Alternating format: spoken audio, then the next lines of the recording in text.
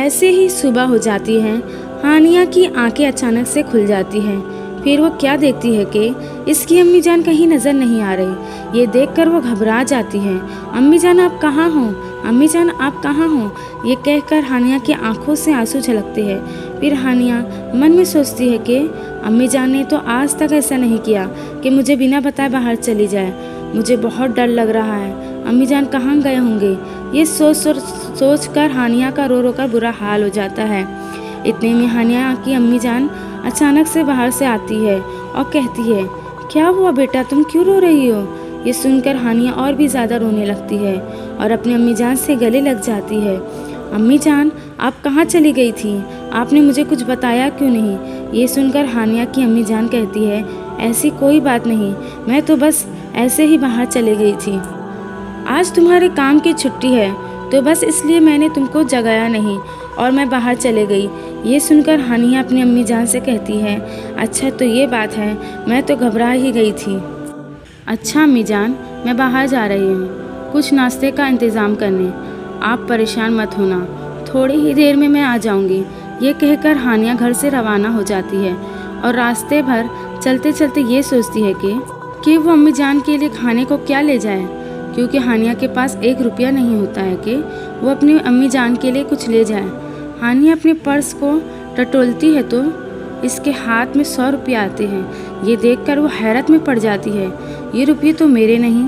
फिर हानिया सोचती है कि आखिर ये रुपये कहाँ से आए।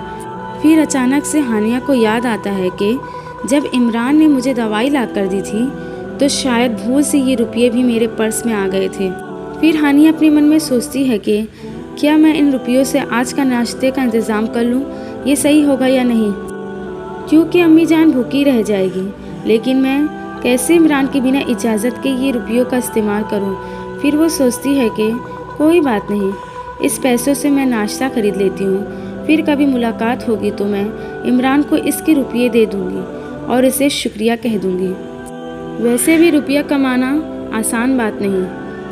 इमरान को देखकर ये लग रहा था कि वो एक मिडिल क्लास फैमिली से है। ये सब हानिया अपने मन में सोचते रहती है। ये सोचकर हानिया नाश्ते के लिए कुछ लेने ही जाती है कि इतने में हानिया की नज़र एक आदमी और औरत पर पड़ती है जिनकी उम्र 70 से 75 साल होगी। वो दोनों आदमी और औरत रास्तों के किनारे खड़े थे और रास्ता पार करने की कोशिश कर रहे थे, पर गाड़ियों की तेज़ रफ्तार की वजह से दोनों रास्ता पार नहीं कर पा रहे थे। ये देखकर हानिया इनके पास जाती है और कहती है, अस्सलाम वालेकुम अंकल जी, अस्सलाम वालेकुम आंटी जी, चले मैं आप दोनों को रास्ता पार करवा देती हूँ। ये सुनकर दोनों बहुत खुश हो जाते हैं। फिर वो औरत हानिया से कहती है कि बेटी तुम तो बड़ी नेक लड़की हो, हम दोनों मियाँ बीवी कब से रास्ते के किनारे खड़े हैं ताकि कोई हमें रास्ता पार करवा दे, पर किसी ने भी हमारी मदद नहीं की। जैसे तैसे करके हम दोनों एक दूसरे को संभालते हुए रास्ता पार करने की कोशिश कर ही रहे थे कि तुम जैसी नेक लड़की फरिश्ता बनकर आ गई। फिर तीनों रास्ता पार करते हैं और हानिया कहती है, आंटी जी अंकल जी आप दोनों कैसे अकेले घर जाएंगे, चले मैं आप लोगों को आपके घर तक छोड़ देती हूँ।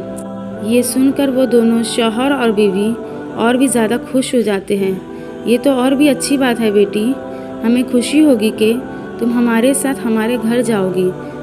फिर हानिया इन दोनों के साथ इनके घर जाती है और क्या देखती है कि अस्सलाम वालेकुम दोस्तों, मेरा नाम ज़किया है।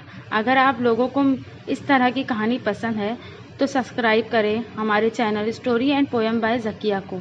शुक्रिया।